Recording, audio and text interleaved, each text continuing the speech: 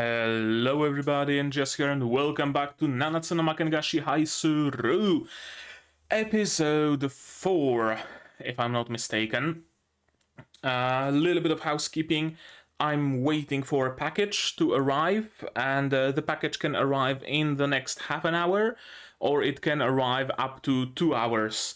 So I don't wanna wait for it with recording, so it might just happen that I have to stop the recording, pause the recording somewhere during our discussion segment. Hopefully not during the reaction segment, but yeah, hopefully not, because that's going to be a much harder to fix. Just so you know. Okay. In the previous episode, we went through a little bit of a transformation for Nanao? Nanao is our girl called, I think. Nanatsu no Maken ga Shihai Suru. Yeah, there's only one entry on any list, and she's apparently not listed there, which is weird. Or maybe it's just my my little thing not working properly. But yeah, she went through a little bit of transformation. She supposedly wants to learn how to live. Not just how to die, but how to live. And our main character, Oliver, will will definitely help her with that, as well as other friends. We got through a little bit of an argument between Oliver and that one other guy who's Michela's friend. Yeah, no, one true the Ojo-sama's friend. Sorry, I'm not good at remembering names.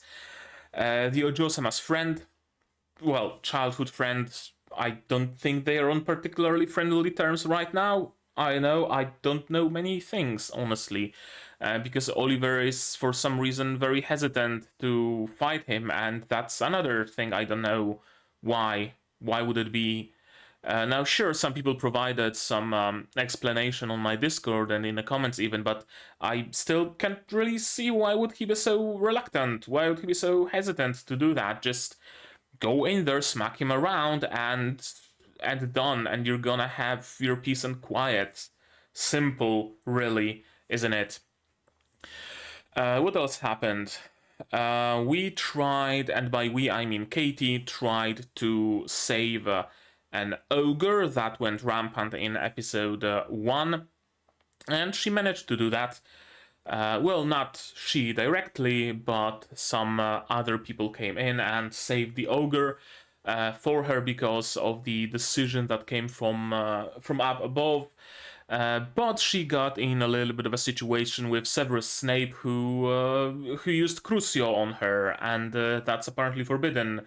But he can use it and face no repercussions because that's the kind of a school it is. Kills their students, often, and nothing just happens. Who the fuck would even want to study here? I don't know. I have no clue. I wouldn't want to study there. I would see a teacher use Crucio on one of my fellow students, I'd nope the fuck out. There certainly are other schools in the country, or in the world at least, where I can also learn magic without risking my life.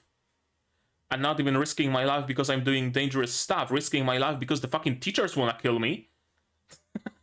That's like two different things, right?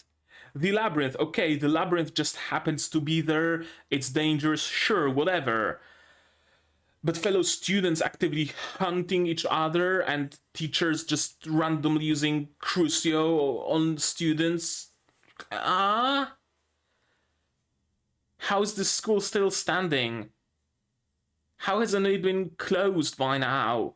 I don't know. I have no clue. And that's basically all that happened.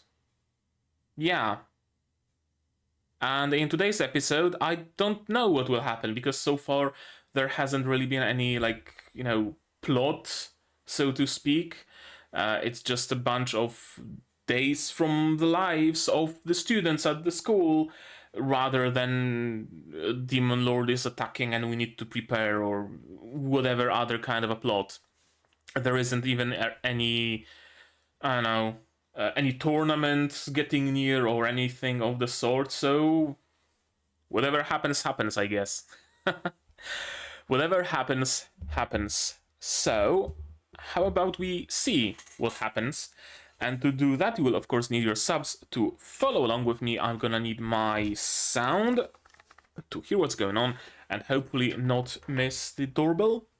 And I'm gonna have to ask you guys for your support. Support the channel if you want monetarily on Patreon, link down below, or not. Share my content, spread the word, costs you nothing, helps a lot. And with all of that out of the way, we can start watching Nanatsu no Maken ga Shihai Suru episode 4 in 3, 2, 1, go.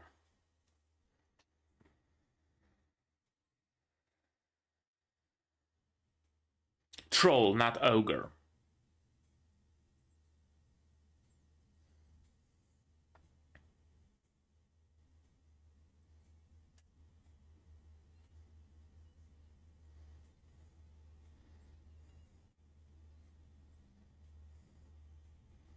Is he scared of himself?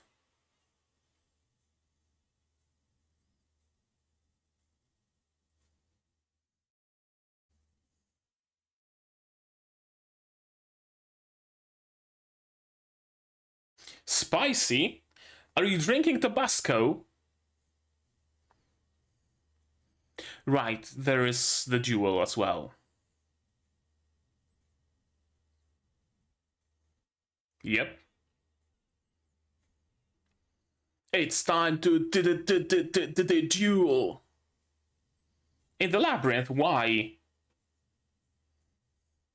So there can be no teacher supervision or something?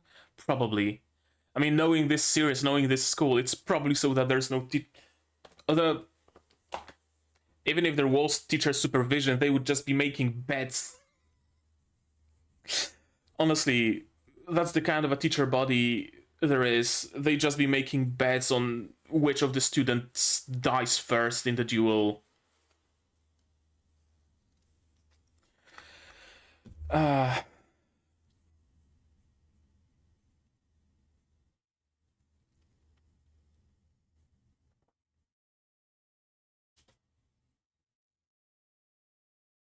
This series really feels like a reversal of the usual Magical Academy kind of a trope, right? Usually everybody mostly is friendly. There's maybe one antagonistic kid with a couple of goons, but that's about it. One teacher who doesn't like the main character. This school is full of assholes.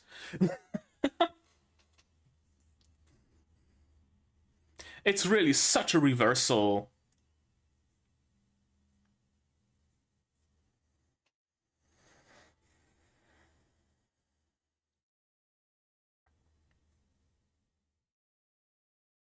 I wonder what's the main plot gonna be. Because we're in episode 4 right now and there's no main plot yet.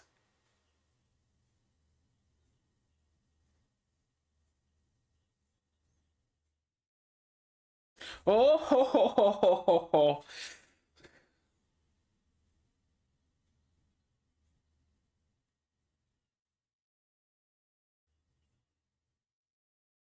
Oh, you jokester, you.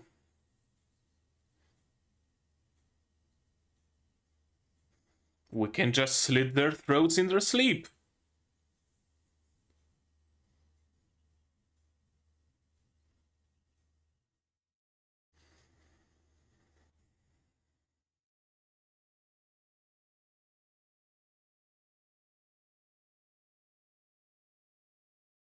Yes, we are, apparently.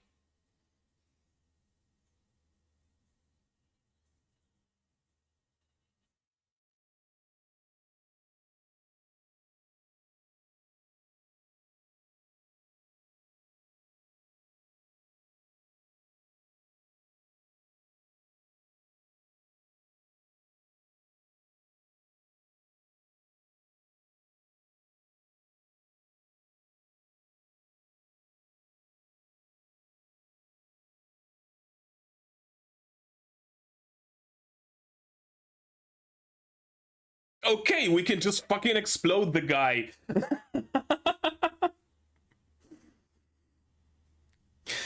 You didn't have to massacre him like that.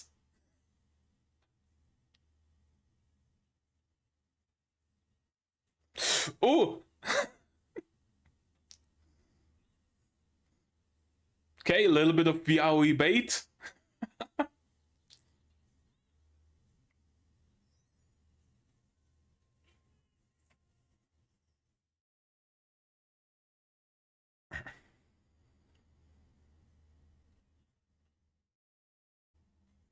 Five of them? I thought there were only three?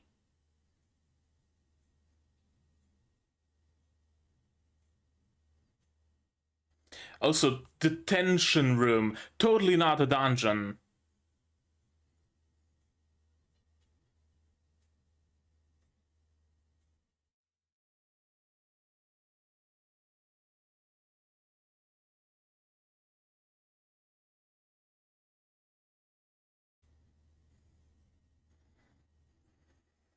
Yeah.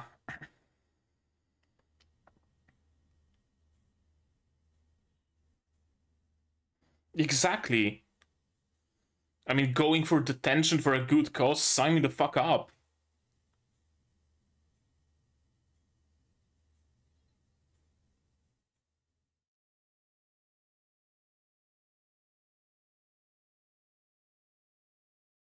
What situation?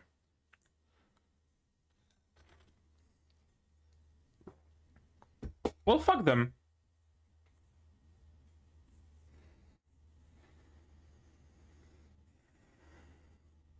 Isn't a duel supposed to be a one-on-one?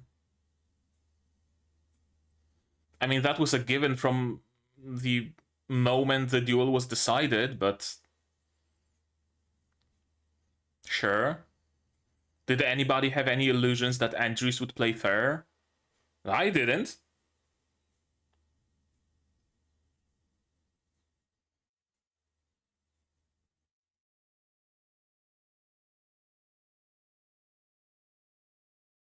Sharpening spell, that's nice.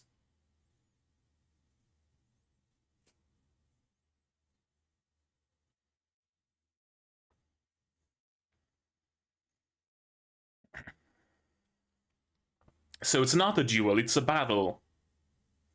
Duels are usually one-on-one. And on some, arena.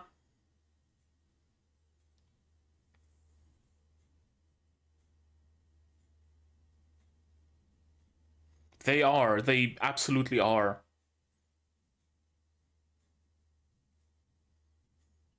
No, it means nothing. Oh, hello, Slytherin.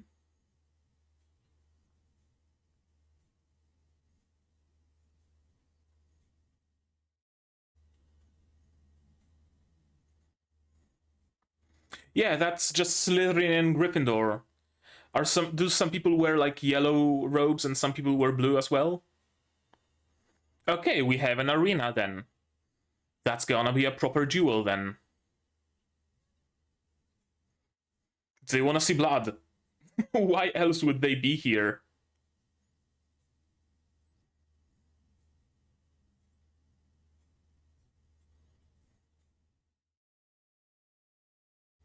Shella. Shella Michela. Okay, yeah. I got it. She's listed as Michela on any list.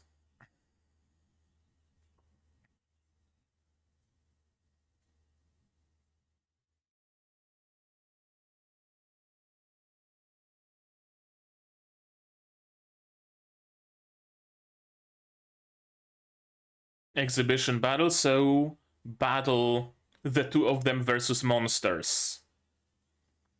They're not fighting each other yet, they're just showing off their power. Gotcha.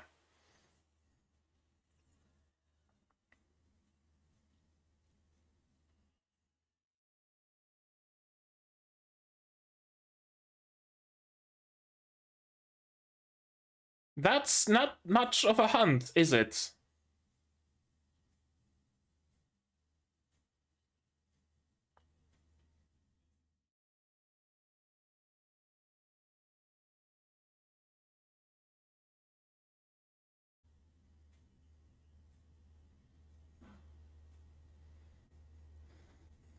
Can you gain any honor by slaughtering some kobolds?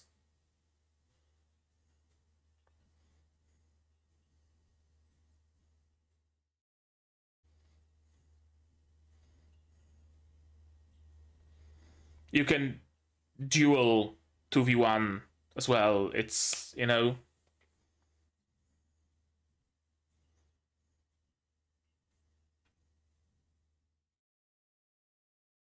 Nana won't allow that. I doubt you can repair any sort of relationship.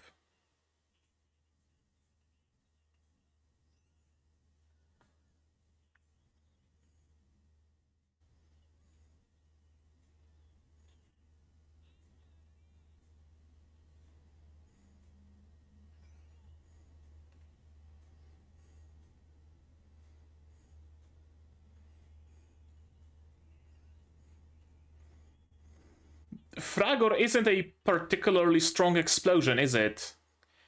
If it can't really damage fellow students, it can't damage kobolds. Do you use it to, like, break crates or something?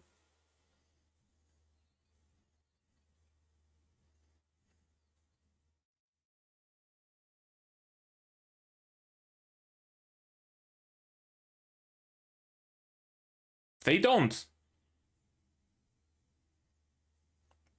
Seems that way.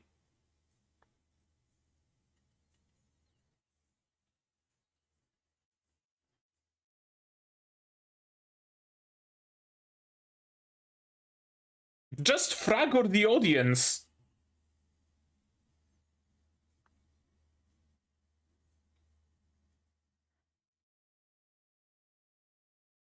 Yeah.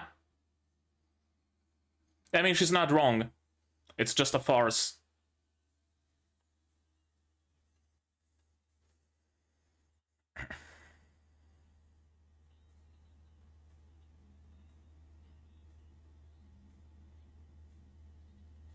Try.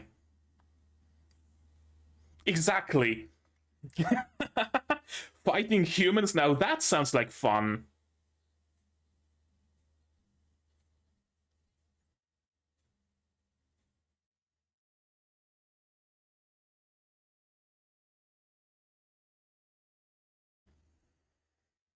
Oh, something's wrong with it.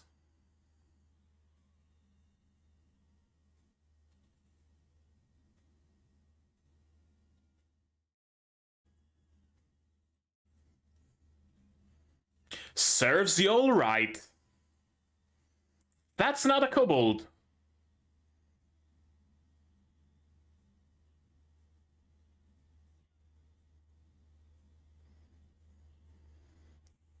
It's a labyrinth full of monsters.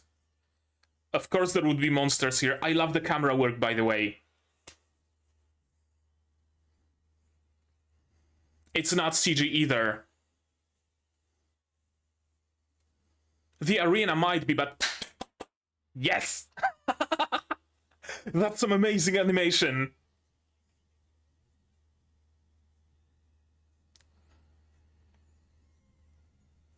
It can cast. Yep. Revenge for the kobolds.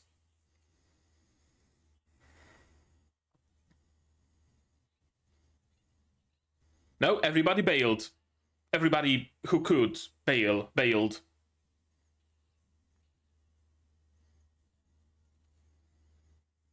How's a Garda hunt sound, huh?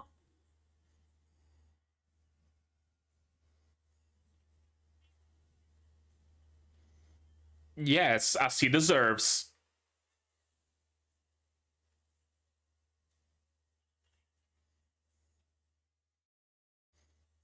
Shella? No, Nanao. Great. Amazing camera work. With 2D characters, no less.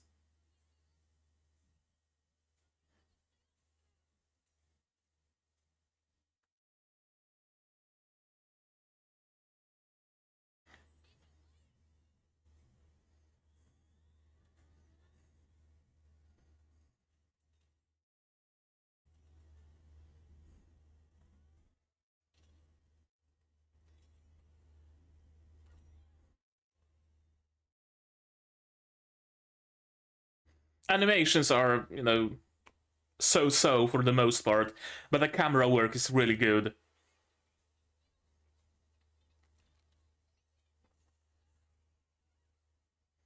Most she can do is protect you all.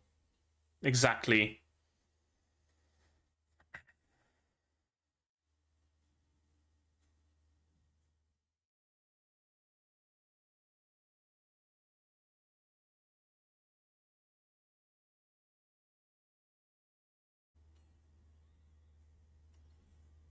Oh, it's fast.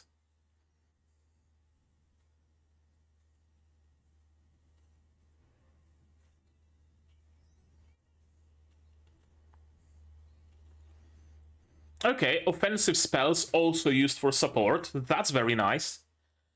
I love seeing spells being used in, like, creative ways, and that's supposed to be Oliver's shtick. I love shields being used offensively, offensive spells being used defensively. Hope you have some healing spells as well.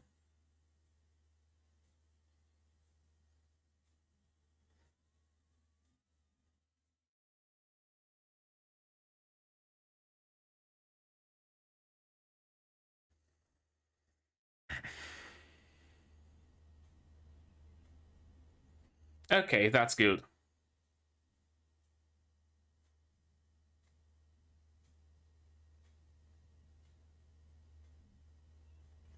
Yes, they are, but they have to fight to protect themselves and their friends.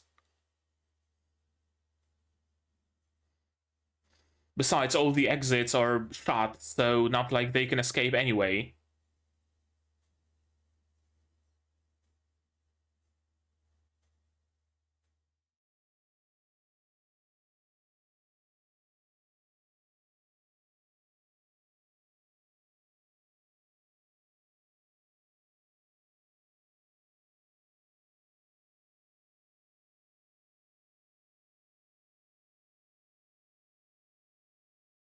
Will he, in the end?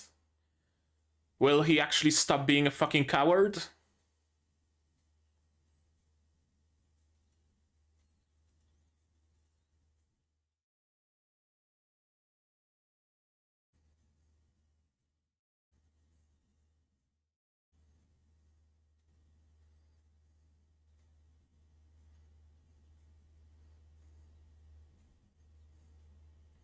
Okay, so a classic.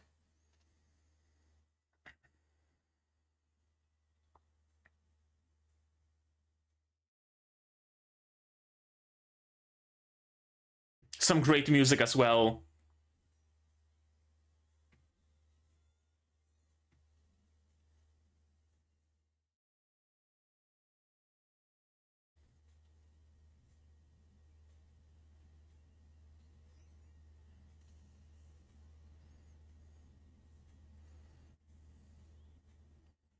Nope, not gonna be that easy.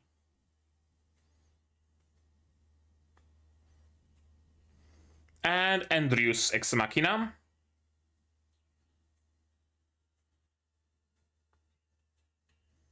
Andrews Ex Machina.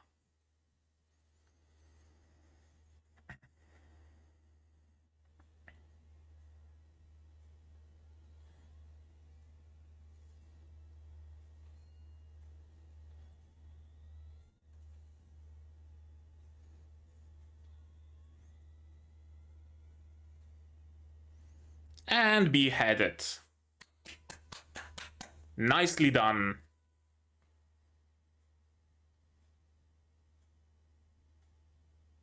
Ten points for Gryffindor.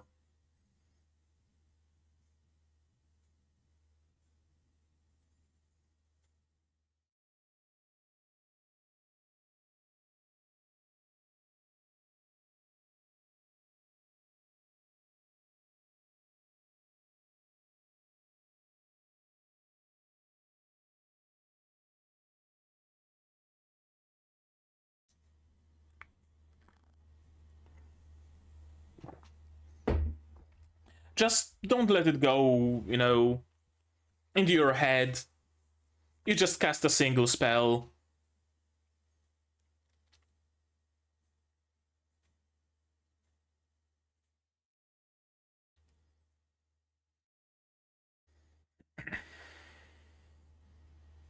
Sure, fighting kobolds.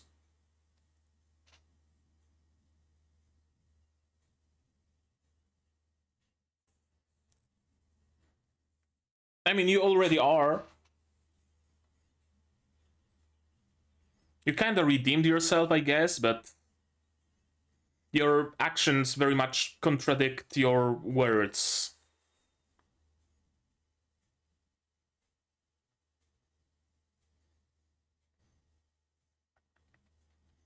Yeah, you can't run.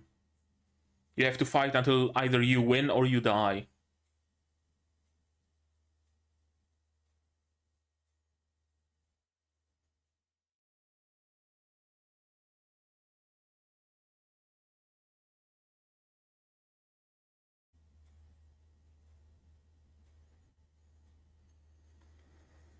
Sure.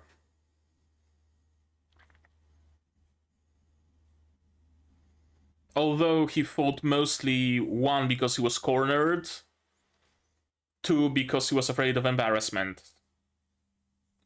But I guess what counts is that he fought.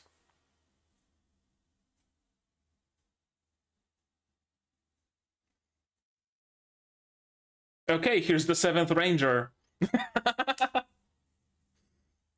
We have our 7 Spellblades. I know what a Spellblade is. It was explained in the previous episode, but there's 7 of them now. Kinda, sorta.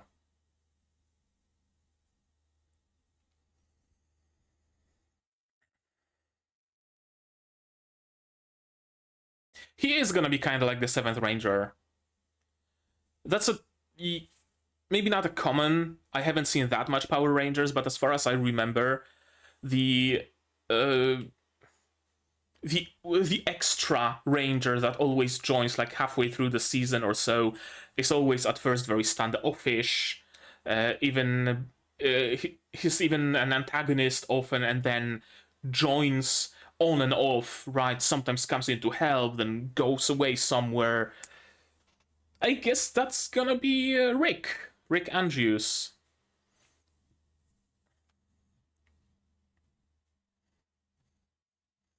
This episode had surprisingly little to it.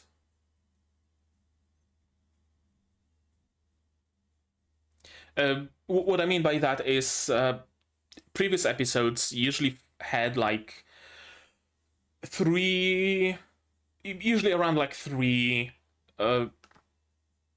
threads, sub-episodes, whatever you want to call it, to them. Right? They felt like handling 3 or so chapters of the manga or light novel or whatever the source material is. This one feels like one singular chunk.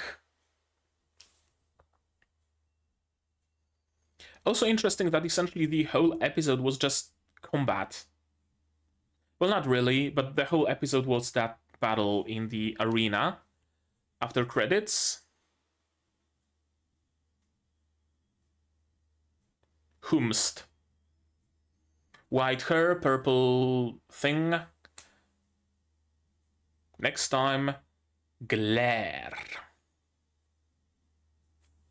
Okay, that was the episode. My package isn't there yet, so I guess we can watch it again. Shall we? Again, there wasn't that much in it. There wasn't that much to it.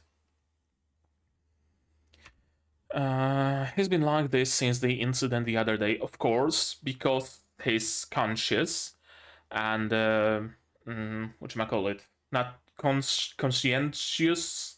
No, that's not the word I'm using. I want to use. He's sapient to some degree. He knows he did bad and now is sulking because of that. That's what I wanted to say.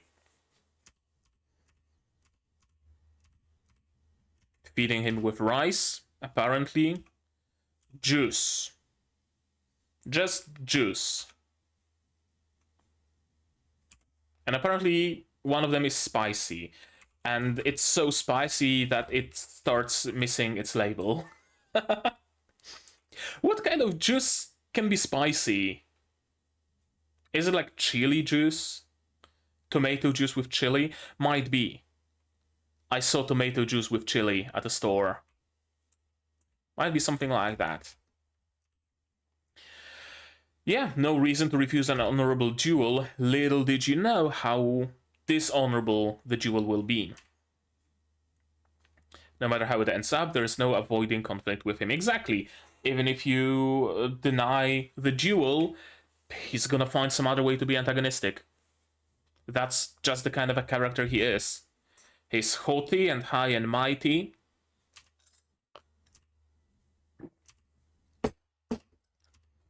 First layer of the labyrinth.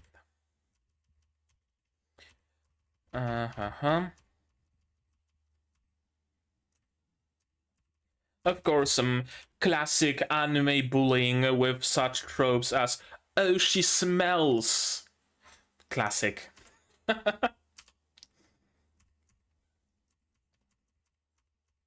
Yeah, just a bunch of bullying. Not particularly much to it. And Oliver being the first one to break, which is interesting. I fully expected Guy to be the first one to break and to jump out there and start punching or something like that, you know? I guess it's yet another way this show kind of breaks the trope, because... Okay, I'm gonna take off my headphones just in case I miss the doorbell. In any other show, Guy would be the kind of a character who just wants to jump into the battle, who just wants to smack people around with his fists. He's the one with the shortest temper, you know? And the protagonist, our main character, is the one who's calm and collected. And the hot-headed guy jumps in, tries to punch the fellow student, and our main character casts a shield to protect them, or... You know what I mean. That's the usual trope. This is not it. Guy sits there seething, but he's ultimately not doing anything. Because he knows he's not supposed to. Meanwhile, Oliver just explodes the guy. Not the guy... This guy. This dude. With a huge fiery explosion. And that student is never to be seen again. Or I guess he got a little, like, scorch marks on his face. How strong of a spell, not impetus, what did he use? Impetus is the knockback spell, Fragor. How strong of a spell is it? Because from what we've seen so far, it's not particularly strong, really.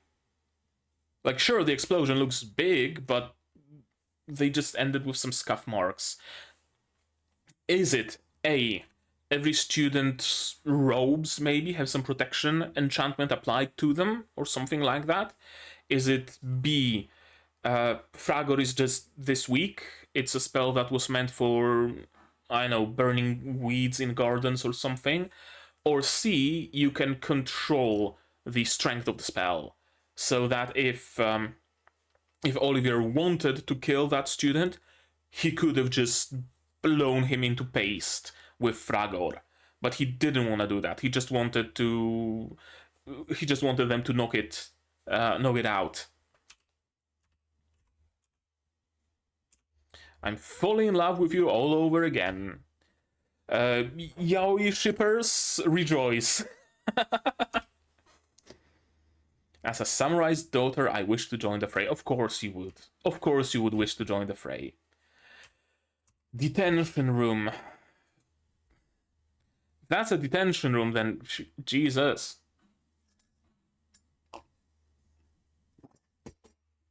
Just call it what it is. It's a dungeon. I got 5 of them. Interesting, there were only 3 students who were antagonistic, but apparently more students joined on the side of the bullies. I guess everybody's an asshole. I guess what I said at the beginning of the episode rings true. Everybody is an asshole. There's maybe that, like, one student who is, working for creatures' rights with Katie, who's not an asshole. The fencing teacher who doesn't seem to be an asshole either. Everybody else is an asshole. Guy and Nanao, of course, it was expected from them. Not expected from Olivier, really. Really, but I guess it's a break to the trope. And of course, I'm satisfied with how it worked out. Exactly. Exactly. If you get punished for a good cause, it doesn't feel like punishment. It feels right like recognition. Honestly. Most of our fellow first years are against us now. Like they weren't already. I mean, you beat down the bullies, and now your first years are angry with you because you beat up the bullies. Which means most of your fellow first years are bullies. So, did you really want to be friends with them? Did you really want to be friends with them in the first place? Like, sure, there's the matter of neutrality. It's better to have them neutral than directly against you, but realistically, what can they do? What can they do? They're not the main group, so of course they're not gonna be strong enough to do anything against them. They're gonna talk behind their backs and whatnot. Andrews failing to take advantage of that tomorrow. Surprisingly, he didn't. Surprisingly, he didn't. I fully expected Andrews to play much more dirty than he did. I fully expected him to be, losing down on his knee and then like, what are you waiting for? Get them! It was supposed to be an honorable duel, 1v1, and then he brings his lackeys from behind him, and suddenly it turns into a 1v50. I fully expected that to happen. But all things considered, Angie was fair. Angie was fair. It wasn't ethical what he did, right? The kobold slaughter, sure, but it was fair, right? He really surprised me in that. Tomorrow's duel won't be a fair one. It was. It honestly was, and that was surprising.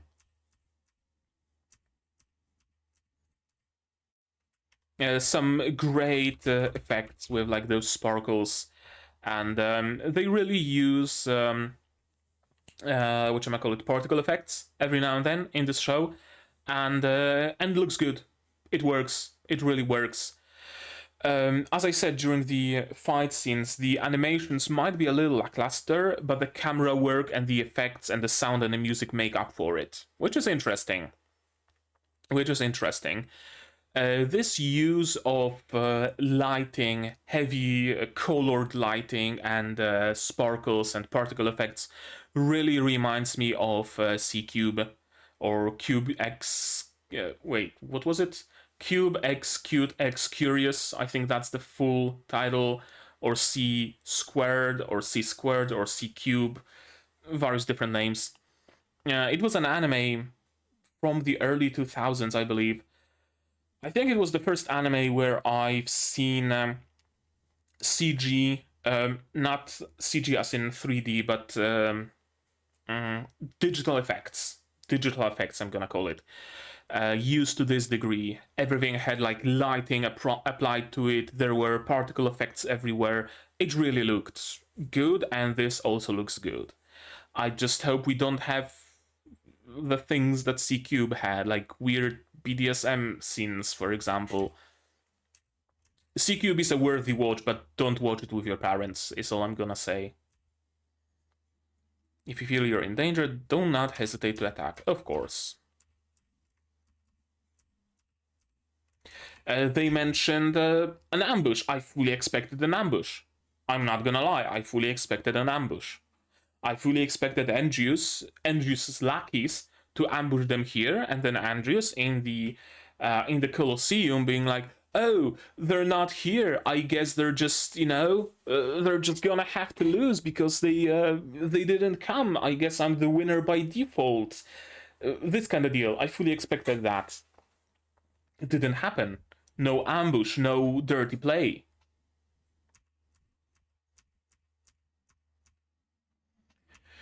Why are there so many people here? Why would they be? Why wouldn't there be?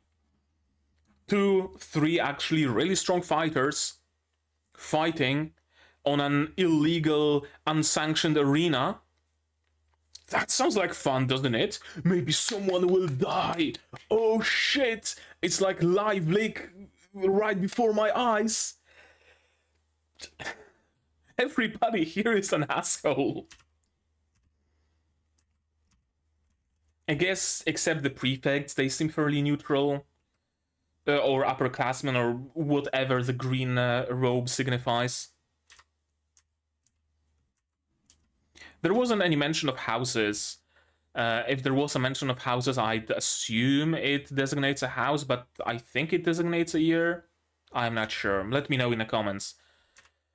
Because he also has red robes. So probably designates a year. Traditional hunting game that was mostly outlawed. And for a good reason.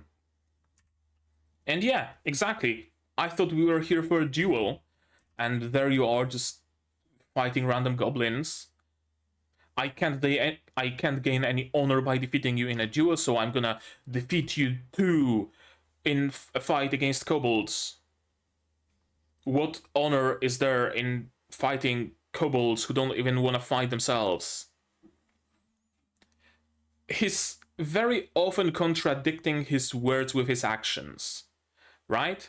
Oh no, fighting you is below me. There's no honor in dueling you. There is honor in fighting dogs, though. Kicking a puppy? Oh shit, everybody's gonna love me for that. I'm gonna get so much clout for kicking 2 puppies. It doesn't make sense, his thinking. I think it might actually be a part of his character, right? That he talks one thing and he does something that completely contradicts it, but he doesn't see it that way. Because nobility. Ridiculous indeed. And a little bit of animal abuse, of course. Of course, everybody's like, oh, kobold killing, oh, jolly good time. Everybody here is an asshole. Yeah, what's so fun about it? Competing to see how many you can hurt and kill? And they're not even fighting, those kobolds. It's just a slaughter. There is no honor in that. You're all despicable. Of course they are. And they know it's true. They know it's true. That's why they're angry. That's why they're angry. And yeah, let's get the fuck out. I was hoping for a duel. There's not gonna be a duel. Oh well, maybe some other time. I'm with her. Do you know how much work it was for me to set this place up? Probably for your lackeys, not for you. But sure, go off. And besides that, what's it matter? Sunk cost fallacy much? And yeah, exactly. Such a fight sounds more to my liking. Sure, come at me. I wanted to fight, you know, humans who also want to fight. You want to fight? Let's go. Let's fucking go. Let's duel right now. You and me. I love it. I really like Nanao. Send the next kobold. How did you miss a Garda being there? Or is it an attempt at sabotage by someone?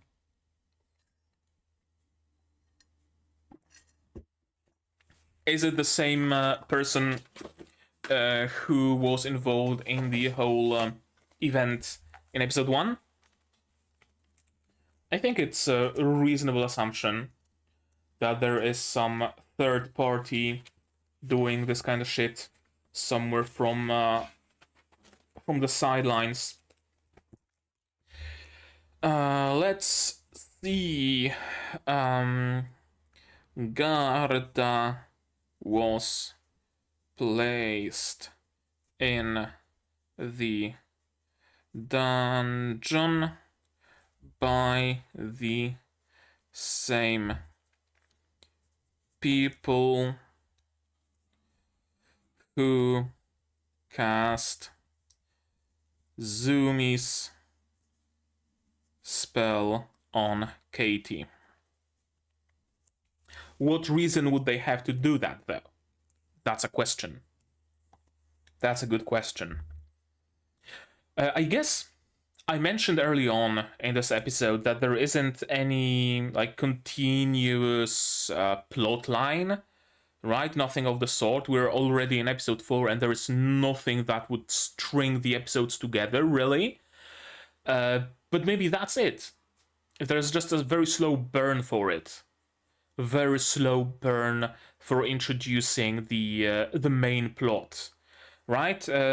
Casting some spell on Katie in the first episode, then nothing. Then placing a Garda in the Coliseum in episode 4, right? Then maybe in episode 6, a chandelier is gonna fall down on someone and there's gonna be a figure running on the rafters, like a brief look at a cloaked figure running away. And slowly but surely we will start putting it together that, hey, someone wants to kill certain students, and who might that be? And it's gonna start rolling. I have a feeling we might be simply for a very slow burn. I'm not opposed to that, though. I'm not opposed to that. Some really cool camera work. I think parts of it are animated on once, yep. Of course, animated on once, and done in 2D. I don't think the Garda is CG even for a moment. No, it's just full 2D. The arena, the Coliseum, I think is CG, but it looks good. The Garda and the students are all 2D animated, though. That's admirable. That's really admirable. See how it feels to be the prey. Is it Garda communicating? Or is it that third party who is involved who sent a message? I wonder.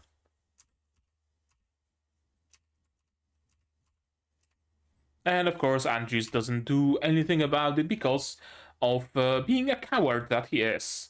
Thankfully, Nanao isn't a coward, and this is exactly and precisely the kind of a fight she desired. Garda wants to fight and kill them all? Let's fucking go. You have a will to fight, I have a will to fight. This is combat, this is duel, this is how it should be. Exactly. Exactly.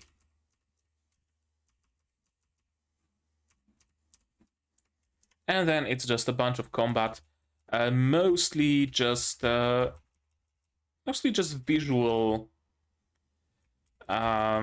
mostly just eye candy. There isn't that much substance to this combat. It's just a little bit of like jiggling keys, a little bit. Because it looks good, it genuinely looks good, just doesn't have any, particular substance. It's just combat, is what I'm trying to say. Which is not a bad thing, again. Extruditor. And smacked her away. As I said, I really like using spells for purposes that they weren't meant for.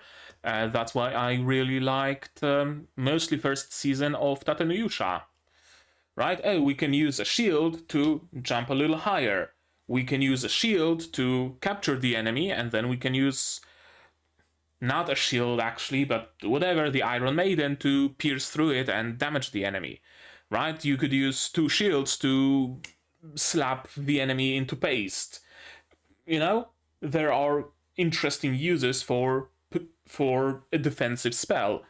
Same here, it's an offensive spell, Extruditor, or at least a supportive spell to knock your foe off balance, perhaps. Here it was used defensively, to remove your ally from the path of danger. I like it. And if Olivier is actually all about using his spells creatively, that's gonna be great. So far, I think it's only the second time we've seen him use his spells creatively, but that's still more than you can say for most of like anime protagonists, really.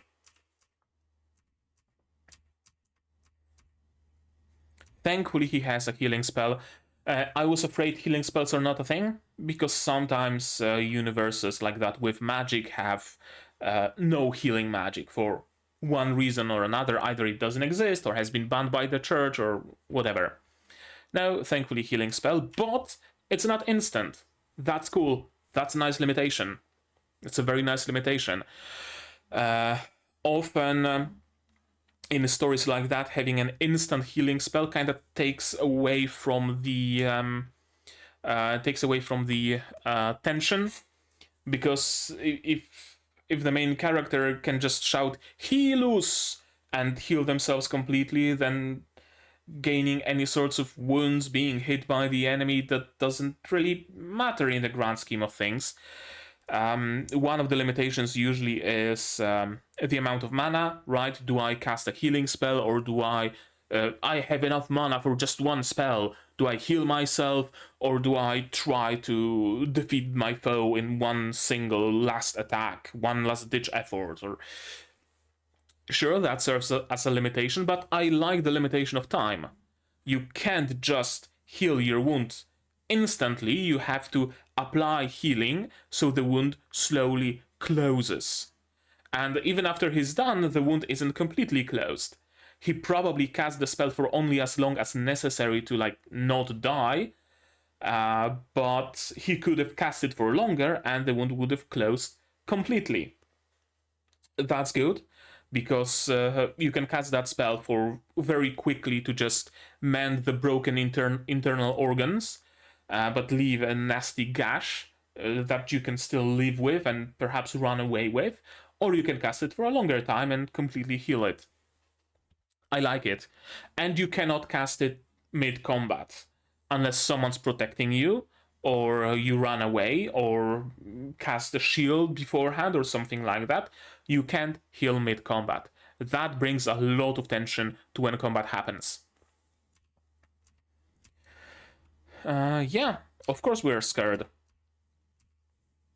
Of course we are, but that's bravery. Bravery is not a lack of fear. Bravery is doing what you must do despite the fear.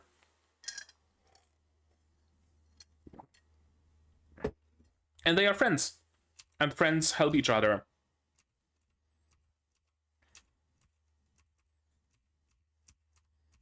Let's end this. Unfortunately, Tony Truth doesn't doesn't have a particularly long-lasting effect. I'll give you whatever part of my body you want. This is an interesting way to put it. I wonder if there's some significance to it, like Olivier can regrow limbs or something, I don't know. But usually you'd hear the main character say, take me instead of her, or I'm ready to sacrifice my life for my friends, or, you know, something like that. But this specifically mentions parts, body parts. Interesting. Andrews Ex Machina. I noticed something. I noticed that they are using their athames as wands. Why do they need wands, first of all?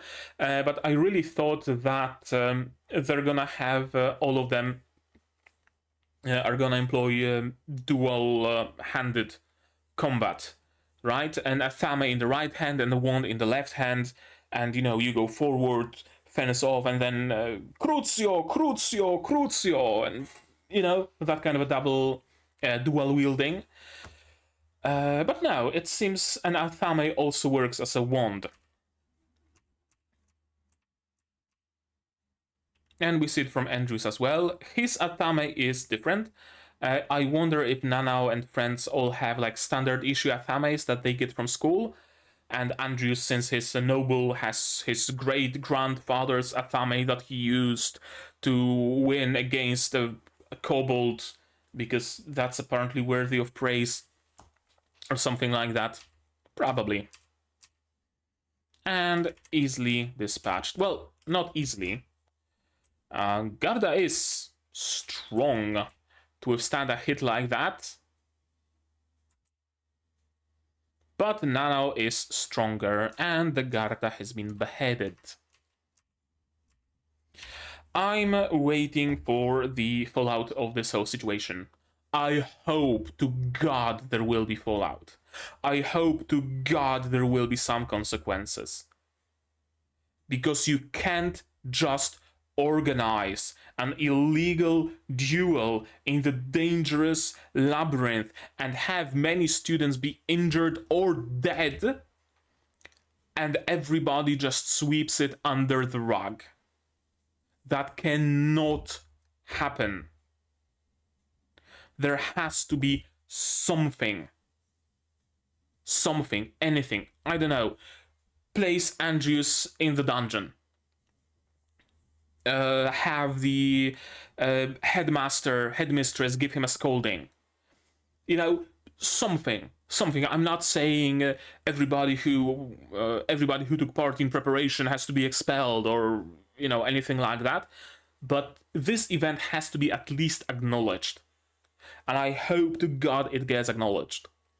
Because all too often, big, huge events happen, and then you have a time skip of 3 days, and you remember how the Garda killed 27 of our friends? That was a jolly good time.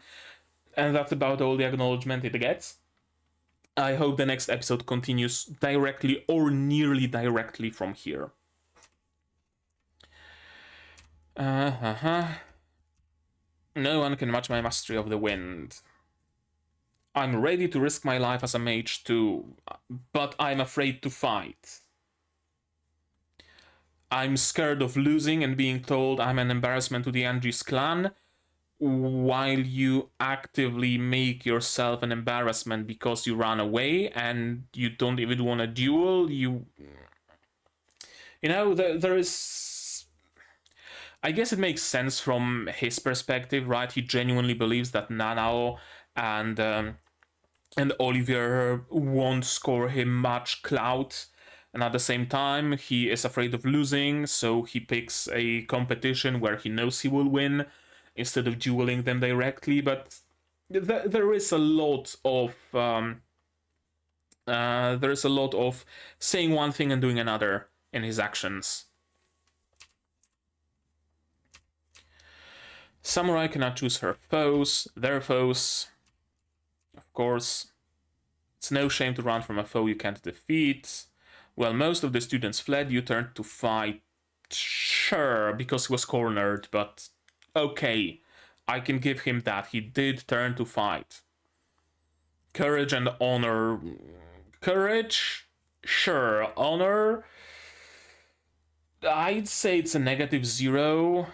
It's like net 0 negative honor points for organizing this whole farce, positive honor points for helping them fight, grand total of 0 cloud gained. But sure, whatever. And may your future be as proud as a raised sword, my comrade in arms.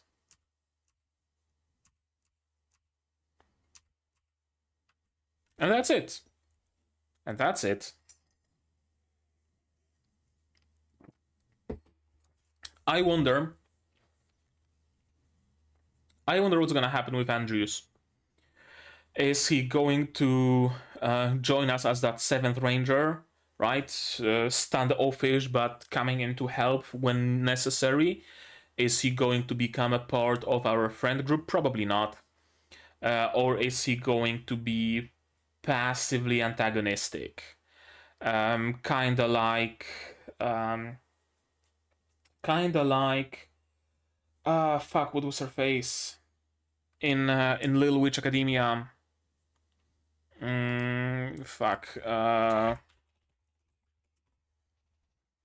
Little Witch Academia characters. Kinda like Diana.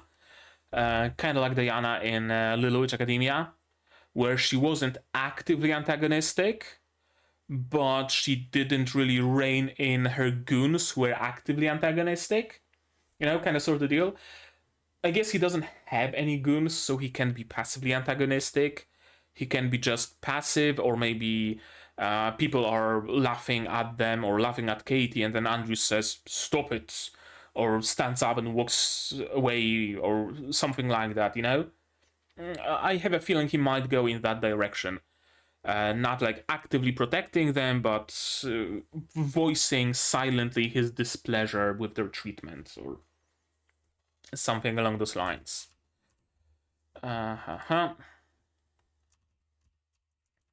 Edie. And this character, white hair, purple tie, purple student. First years have green robes, second years have blue, first years have red robes, second years have purple robes, third years have blue, 4 years have green, 5 years have yellow, or something like that. It's a student, I think, of a different year than they are. Or it's not a student at all, maybe it's a teacher.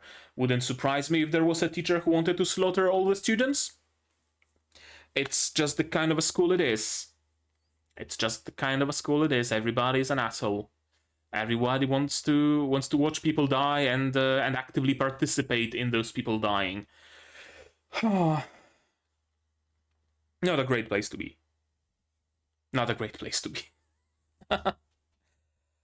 Okay, I think that's it. I don't think I have anything more to say on the topic of this episode, because not all that much happened. It was mostly just some classic bullying and then a fight in the Coliseum. I guess this episode served as a bit of a redemption arc for Andrews. Maybe not a full redemption arc, but showing that there is some good in him. There's that seed of redemption, so to speak. Then again, not like he really did a lot of bad things that he needs to redeem himself from. So I guess more like a seed of friendship, that it's a person that a friendship is possible with. That's sure, he's been antagonistic so far, he's been maybe not a villain is a little too much to say, but he's been the antagonist of this arc, but there is a chance for him not being an antagonist. I think that was mostly it. And of course, another event where something gets screwy. First time it was the Zoomies spell, now it's this really strong monster in the Coliseum. So someone is working behind the scenes to kill students, to destroy the reputation of this school, as if it had any to begin with. Yeah, I think that was mostly the purpose of this episode. And maybe I wonder if from the next episode onwards we will see the first years and other students be a little bit more respectful towards our main six. Whoa, is it My Little Pony? Oh. Later. Yeah. What was I on about? Right, making students more respectful towards our main six, because they've seen how much of a badasses they were, how they were the ones who survived this whole ordeal. Meanwhile, Bob and Jenny from our year didn't, and they were all, high and mighty, and they didn't survive, but those people did. So hey, maybe some respect is due, and maybe also being grateful because our main six saved them.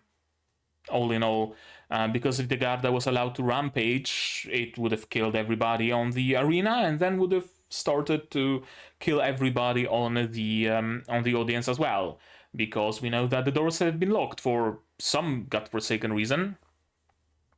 Oh well. So yeah, I think it was a growth episode for Angius and a growth episode for background characters, as odd as it sounds. The next episode will verify that, though. I'm not entirely sure of it yet, but the next episode should verify that. So yeah, I guess we should just wait for the next episode. But before that, you guys tell me in the comments down below, what did you think of this episode, my reaction, my theories, stuff like that. No spoilers, please. I know the source material is out there. If you want to talk spoilers, my Discord is up here, also linked in the description. You can join it. There's a channel made for this show specifically, and you can talk spoilers because there are spoiler tags and I'm not gonna see them. Simple as. Like this video if you liked it, dislike it if you didn't, but tell me why so I can improve. Subscribe to the channel somewhere down below to be notified of future releases of not only Nanatsuma no Maken ga Shihai Suru, but also Atelier, Ryza, Undead Girl Murder, Farce, Zom 100 and Helck, and other shows coming at you in the future. I also stream sometimes. I streamed Alchemy Stars recently and Gunpla Building. You might find the VODs on the channel and click the bell somewhere down below to be notified of whenever I go live. Support the channel if you want monetarily, for example, on Patreon, linked down below, where for $10 a month you get early access to non-seasonal shows like Madoka Magica, Symphogear and others, and for just $1 you get a role on the Discord and a place in the credits. And if you don't want to spend any money whatsoever but still want to help, share my content, spread the word, it costs you nothing and helps the channel a lot. And now, with all of that out of the way, that's gonna be it from me for today. So as always, you guys do the good stuff. And I'm gonna see you in the next one. Cheers! And here's the list of my wonderful Patreons: QB without a net, Fruit, Zay, Rainer, Akomancer, Yuki Ally, Fassel, Dr. Watt, Marsh, and Hans Peter. And you can join their ranks without the need to fight a Garda.